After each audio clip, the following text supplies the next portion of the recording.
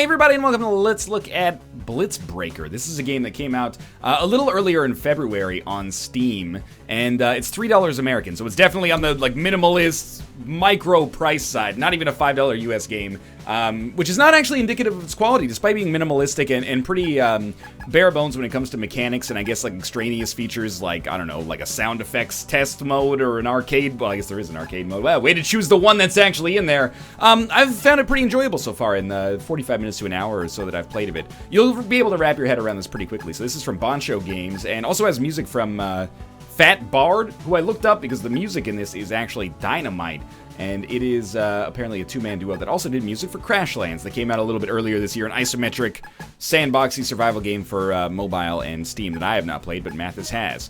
We're gonna get started here and just show off what's going on. I've beaten the first few worlds, and we're probably gonna beat the first few worlds over the course of the rest of this video, so I can explain what's going on. First things first, I'm gonna explain the mechanics, then we'll talk about the aesthetics and what I like, and what some people may not like about what's going on here. So again, minimalistic. In the same sense that something like Circa Infinity is minimalistic, in the same sense that something like even an Endless Runner is minimalistic. We're going to run out of time here. There's a timer at the top. That ticks down at more than 1 per second, as you can clearly see. And if you get coins, the timer goes back up. The only ways that you can interact with the environment are jumping, and you just jump in place. But to put it more accurately, you jump with whatever momentum you have. And then you can do an air dash with left and right here. So this is basically kind of like a Super Meat Boy-esque puzzle platformer here. The rule with the air dash is you go straight ahead from whatever direction you chose in that direction, and then you can only change the direction again once you actually hit the wall. So it has like a very, very minimalistic thing going on here, which I actually appreciate because I think it keeps the mechanics fairly pure, and I think the price point actually reflects I guess the scope of the game, if that makes sense. And it also makes for some seriously fast levels here. Like that one was not very fast, but if I wanted to, I could steamroll this super quickly and go for time. But if I wanted to, we could go and make sure that we're picking up 100% of the stars. Oh, wow, that was not a good performance. Make sure we're picking up 100% of the coins, sorry, and then we get the star. The star is basically for completing the level. You get it, as long as you have all the coins collected. There's a couple of elements to interact with here. Like we saw one of those platforms, there's another one right there that just dissolves when we actually stand on it, and then there's another one we kind of have to crash through. But pretty much what you see is what you get here. I kind of think of this as like, I don't want to call it a Super Meat Boy tribute because that's not necessarily fair. I wonder if I ever got the star on that one before. That one was a little trickier. But definitely Super Meat Boy inspired. There are bonus levels, there's multiple ways to play each level. It's a simplistic game, but in its own way that's kind of satisfying, although I recognize that for a lot of people, there may be some stuff about this that they find somewhat annoying. For example, the fact that it runs in what I would describe as a Game Boy or arcade-esque resolution in the center of your screen with these kind of comic panels beside it doesn't bother me at all. But I have played games in the past that have done this, and I've seen that the reaction is not necessarily universally beloved, let's put it that way. Let's come up here and get this key. Now this is the tutorial levels. Each one of these worlds consists of maybe 12 levels. I'm just kind of eyeballing it here. Oh, that was dumb. That's a special thing there I think is required in order to get the star, but let's try it because I didn't get it last time. You do get a little bit of a bounce off the wall as well. What I'm trying to get at is basically that these levels that we're doing right now are actually just very, very easy. And I guess designed to teach you about what's happening in the game. But give me a sec to come down here, grab this key, come back up. It's really satisfying when you can chain several together. I think we can just jump at the height there, and then we get the warp, yeah. So you do have to play around with momentum a little bit. But those are the easy levels. Let's do the boss level. This is the first boss, so you can see what's going on here, and this is just the prelude to it. We get a little bit of story stuff. There's an eye. He spotted us and turned red, which is the universal color of displeasure, except in some simian species, where it actually indicates sexual arousal. So this reminds me a lot, again, the Super Meat Boy comparison. I know in a lot of these platformers, I use the Super Meat Boy comparison maybe a little bit over what I should use the Super Meat Boy comparison as, but the inspiration here is strong enough that I think it's relatively clear. And this is basically a boss that, oh, that was dumb, that chases us down in the same way that the first boss on the forest chases you down in Super Meat Boy. So I think it kind of wears its heart on its sleeve in terms of inspiration there. And this level actually took me a little bit of trial and error to get, but I'm guessing that probably it's one of those things where once you master it, you kind of got it forever. I mean, remember, if you played Super Meat Boy, which I'm assuming, you know, most and or many of you have, I'm trying to get those coins because I really want to get the star here, but, well, that's not going to give us the star right there. When you first go through it, I'm just going to let myself die here. When you first go through it, in the Super Meat Boy, it seems almost impossible. You're like, how am I ever going to beat these levels? And then, you know, 6 months later, after you've played a ton of it, you're like, how did I ever die on these levels? That's pretty much the situation that I've had here. There's been a couple of levels that have kept me stuck for maybe, I don't know, 5 minutes. I mean, they are pretty, you know, bite-sized levels. But then when you finish them, you're like, oh, I'm an idiot. I should have been able to sort that one out easily. So this is like a VVV section in here, but it's not that bad as long as we're ready for it. Okay, plan your attack accordingly. No, okay, we made it. No star? I must have missed out on a star there, but that represents the end of that first level there. Here, 69 deaths. That's just perfect. Not 69 on camera, of course. Let's do Area 2-2 here. I've never done this, so we'll kind of sight read some. So I've never dealt with the water before, but I have dealt with water in video games before. So my guess is that probably this, you know, lowers the speed at which you fall. Oh, yeah, just got to do a quick little bounce off the wall and then go up. I see.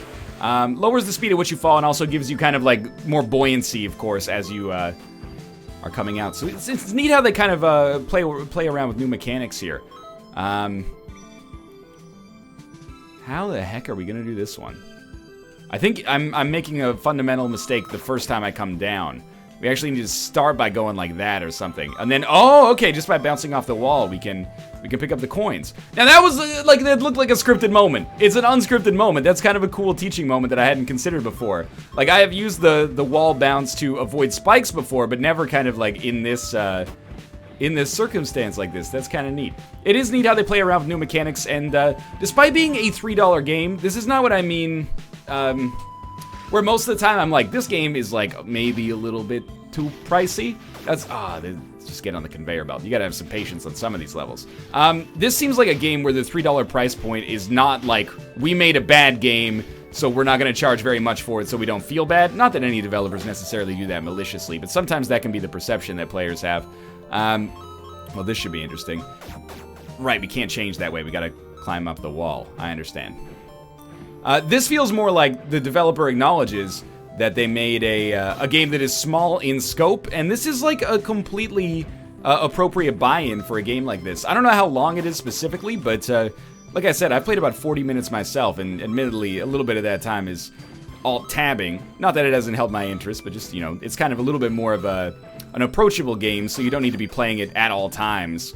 And it has that, you know, one more turn, not Civ sense necessarily, one more death, more like, that you get in a lot of platformers. Also, I can't stress enough, the music is absolutely fantastic. Like, the soundtrack has blown me away here. Mechanically, it's a strong game, but the soundtrack, you know, elevates it so that if you're stuck on a level for a certain length of time, it doesn't really feel like it's getting too repetitive.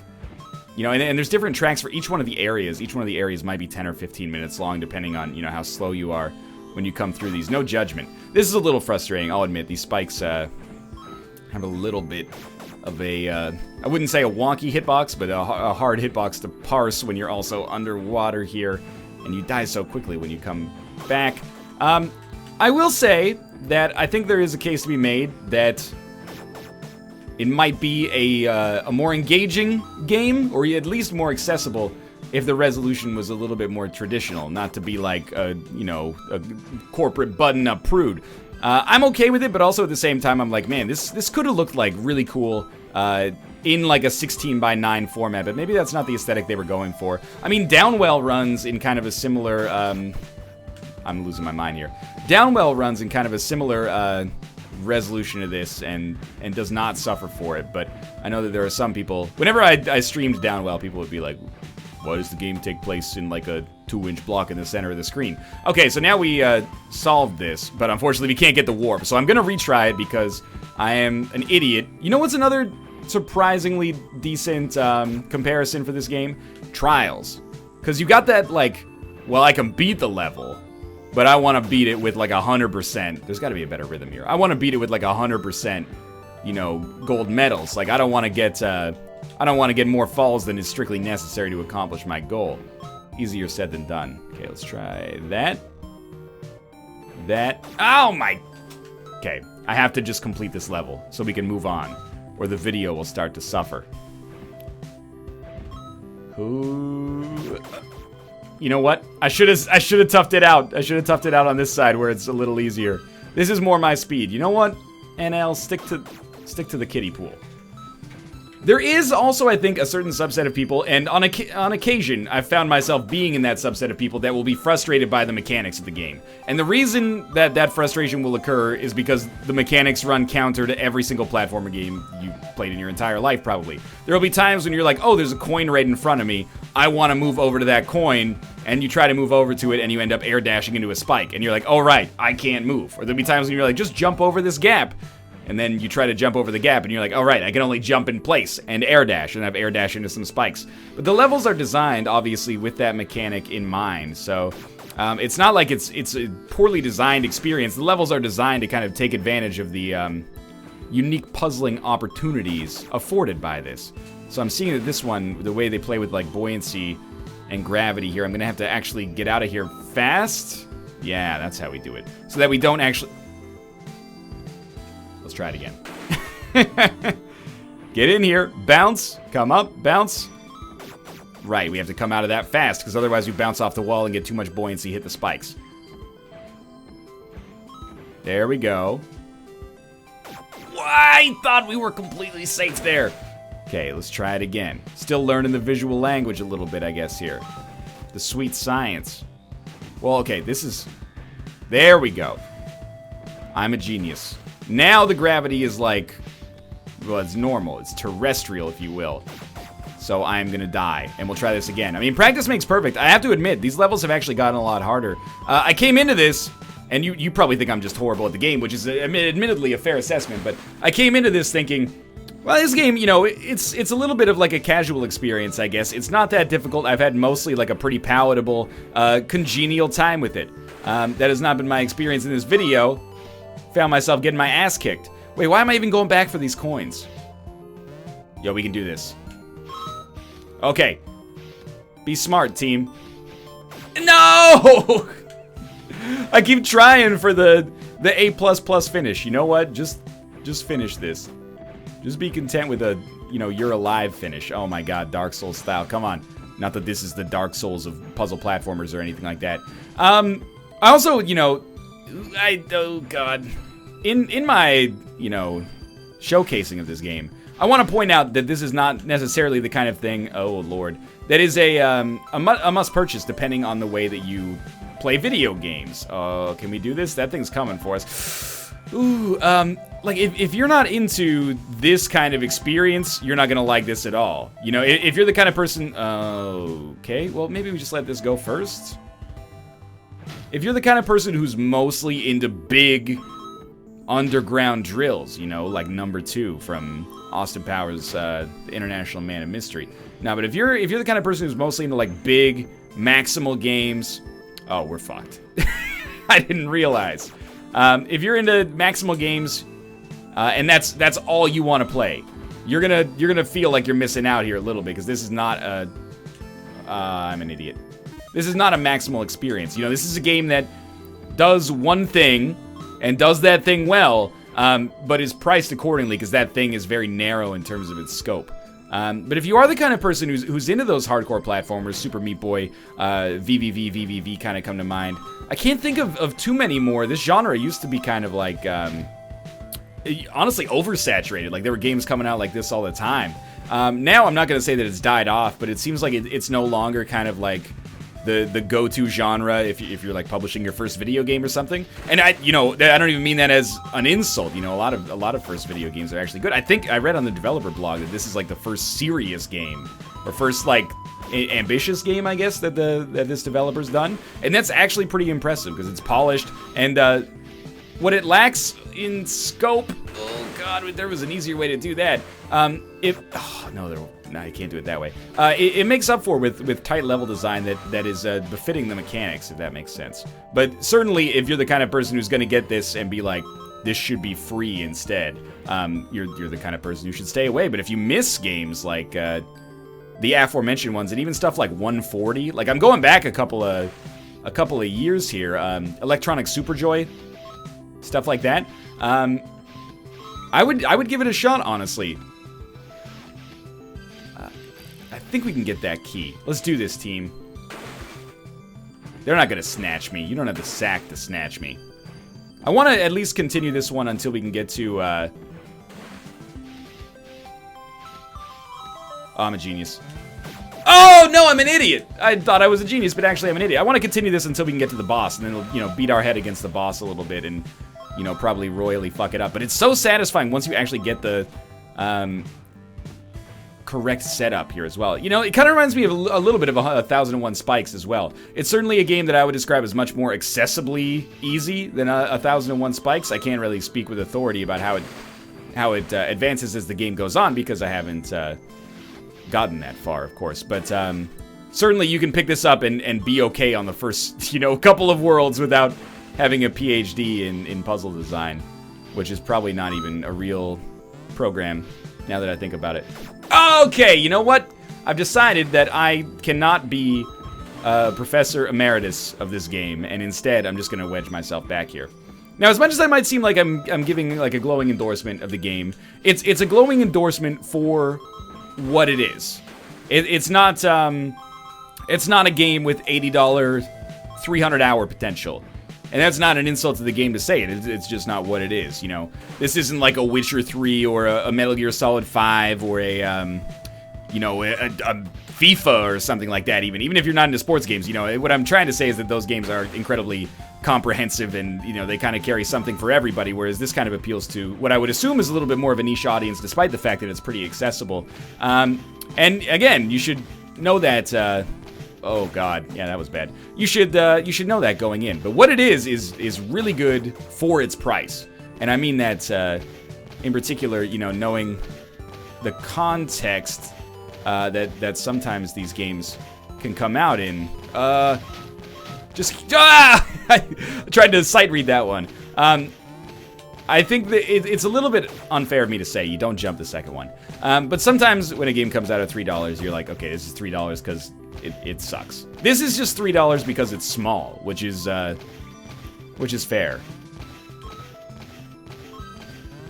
Okay, good jumping.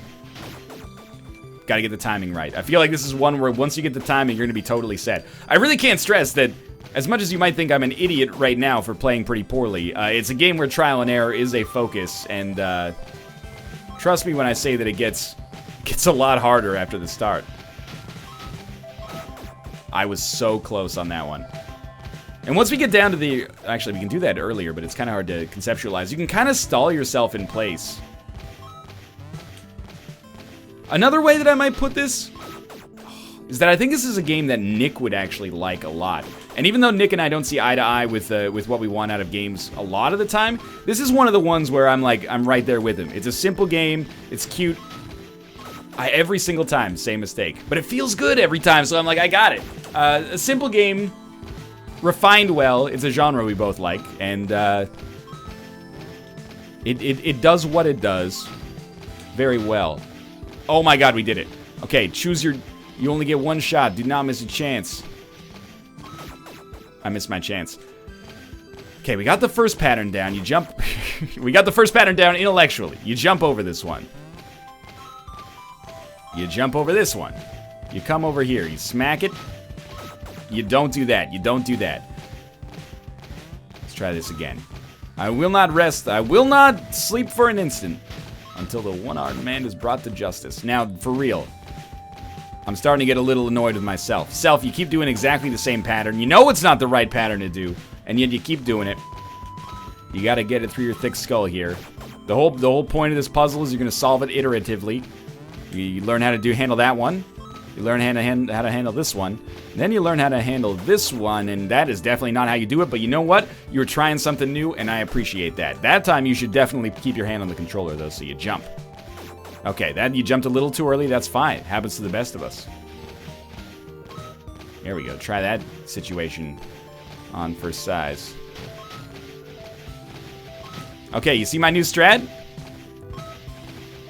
No, my new strat has failed me. Okay, my new strat is just jam the air dashes. It's a legitimate tactic you have to use in some levels to keep yourself kind of like stuck against a wall. It's like having a wall cling or something like that in a different game, but... There we go.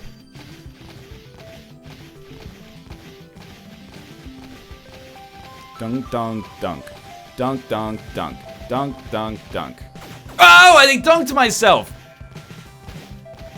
Okay. That was... You don't jump on the second one. That's just science. This is, I have to admit, extremely embarrassing to me.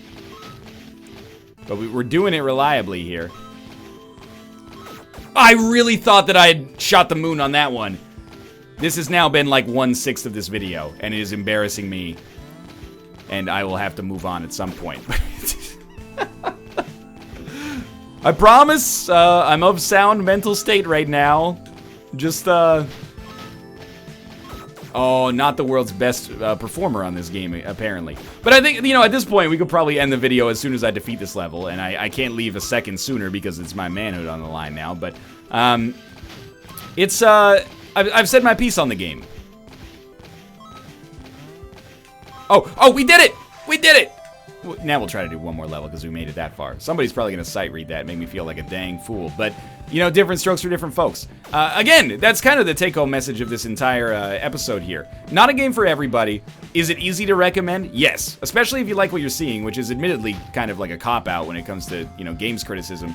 But it's good at what it does, and also, can't stress enough, it really is quite cheap.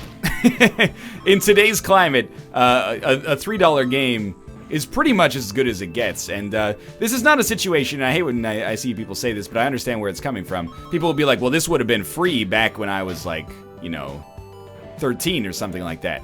This would not have been free. A demo version of this, well, you know, it's a hypothetical, so I don't know, maybe this would have been free, as long as we're living in Fantasyland. But like a demo version of this would have been free. This is fully featured enough to warrant its like meager price point for sure. Dude, how is this level so much easier for me? And even though I made a mistake there, I think it's just, you know, some brains wrap themselves around puzzles differently. And my brain did not wrap itself around that last puzzle at all. This one.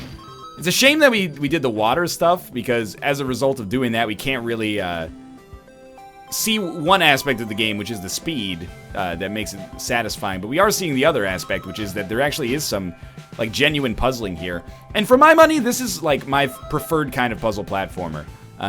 You know, one that's about actually executing the inputs properly as opposed to, you know, rearranging blocks or something like that. And I know that's not an unpopular opinion, but I do know that a lot of people love, like, you know, physics-based and, you know, other based puzzle platformers. But I'm more of a fan of the simplistic style because it's easier for my puny human brain to wrap itself around. All right, this is our last attempt, so we don't even need to get that. We can just go right straight through to the end here. Holy crap, we did it. Well, I think that's going to do it. Let's not show off the boss. That took me 1,916 seconds. Or then maybe that might just be 1,916 ticks, which is also fair. But, cool. Oh, the boss is one area away anyway. Again, $3 US. This is Blitz Breaker.